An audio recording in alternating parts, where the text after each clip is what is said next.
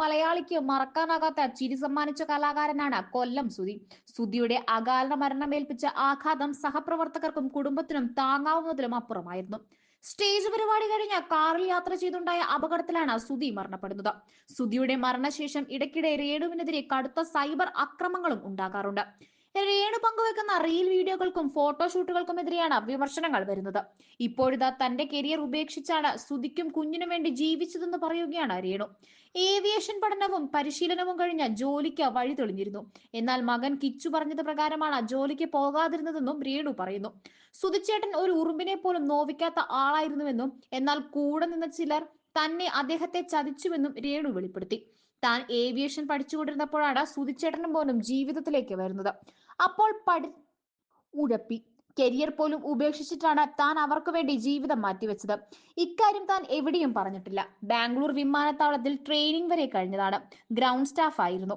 2 വർഷത്തെ ഡിപ്ലോമ. നെടുമ്പാശ്ശേരി വിമാനത്താവളത്തിൽ ജോലിക്ക് അഭിമുഖം നന്നായി കഴിഞ്ഞിരുന്നു. 40,000 രൂപയായിരുന്നു സാലറി. സുധിച്ചേട്ടന്റെ ഒരു സുഹൃത്തുണ്ടായിരുന്നു അവിടെ ജോലി ചെയ്യുന്നത്. സുധിച്ചേട്ടന്റെ ഭാര്യയെ ധൈര്യമായി ഇങ്ങോട്ട് വിട്ടോളൂ, ജോലിയൊക്കെ സെറ്റാണെന്ന് പറഞ്ഞു. അന്ന് കിച്ചു കുഞ്ഞാണ്, 7ൽ പഠിക്കുന്നു. കിച്ചു പറഞ്ഞു, അച്ഛ, ഈ അമ്മയെ ഇപ്പോൾ കിട്ടിയതല്ലേ, അമ്മയെ ജോലിക്ക് വിടണ്ട. അമ്മ ഒരു സ്ഥലത്തും നമ്മൾ വേറെ ഒരു സ്ഥലത്തും ആവില്ലേ എന്ന് ചോദിച്ചു. സുധിച്ചേട്ടൻ തന്നോട് പറഞ്ഞു, വാവൂട്ട, കിച്ചു ഇങ്ങനെയാണ് പറയുന്നത്, എന്തു ചെയ്യുമെന്ന്. ഞാൻ പറഞ്ഞു, എനിക്ക് നിങ്ങൾ മതി. കിച്ചുവിന്റെ വാക്കുകളാണ് വലുത്. ജോലി ഉപേക്ഷിക്കാമെന്ന്. കിച്ചുവിന് അമ്മയില്ലായിരുന്നു. അവൻ അമ്മയായിട്ടാണ് അന്നും ഇന്നും തന്നെ കാണുന്നത്. ജോലിക്ക് പോയാൽ പണം കിട്ടുമായിരിക്കും, പക്ഷേ അവനൊരു അമ്മയുടെ സാമീപ്യം കിട്ടില്ലല്ലോ. സുധിച്ചേട്ടൻ പറഞ്ഞു, ചെറുതാണെങ്കിലും എനിക്കിപ്പോൾ ഒരു വരുമാനമുണ്ടല്ലോ, നീ ജോലിക്കൊന്നും പോകണ്ട എന്ന്. അങ്ങനെയാണ് ആ കരിയർ ഞാൻ ഉപേക്ഷിച്ചത്. കോവിഡ് വന്നതോടെയാണ് വീട് എന്ന സ്വപ്നം നടക്കാതെ പോയത്. അതിനു മുൻപാണ് വീടിന് അഡ്വാൻസ് കൊടുത്തത്.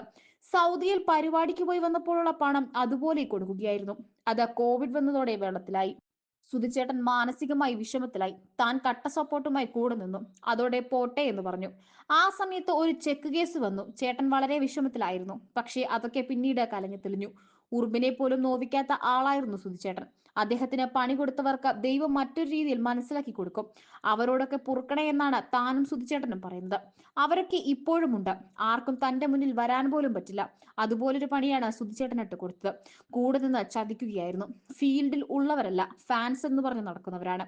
അനിയന്മാരെ പോലെ സുധിച്ചേട്ടൻ മടിയിൽ കൊണ്ട് നടന്നവരാണ്. അത്രയും പാവത്താനായിരുന്നു സുധിച്ചേട്ടൻ. ഓട്ടക്കയ്യനായിരുന്നു. പൈസ കയ്യിൽ നിൽക്കില്ല.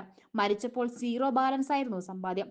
കണക്ക് പറഞ്ഞ് പൈസ വാങ്ങില്ല സുധിച്ചേട്ടൻ. അത് അദ്ദേഹത്തിന്റെ സഹപ്രവർത്തകർ തന്നെ പറഞ്ഞിട്ടുണ്ട്. കോവിഡിന്റെ സമയത്തൊക്കെ ഒരുപാട് കഷ്ടപ്പെട്ടു. കുറെ പേരൊക്കെ സഹായിച്ചു. അന്ന് വാടക വീട്ടിലായിരുന്നു. മരിക്കുന്നതിന്റെ തലേന്ന് വരെ തനിക്കൊപ്പം ഉണ്ടായിരുന്നു. 6 മാസത്തിനകം ഞാൻ എന്റെ വീട് പണിയാൻ തുടങ്ങുമെന്ന് പറഞ്ഞു. പക്ഷേ ആൾക്ക് നല്ലൊരു വീട്ടിൽ ഒരു ദിവസം പോലും കിടക്കാൻ പറ്റിയിട്ടില്ലോ എന്നത് മാത്രമാണ് വിഷമമെന്നും രേണു പറഞ്ഞു.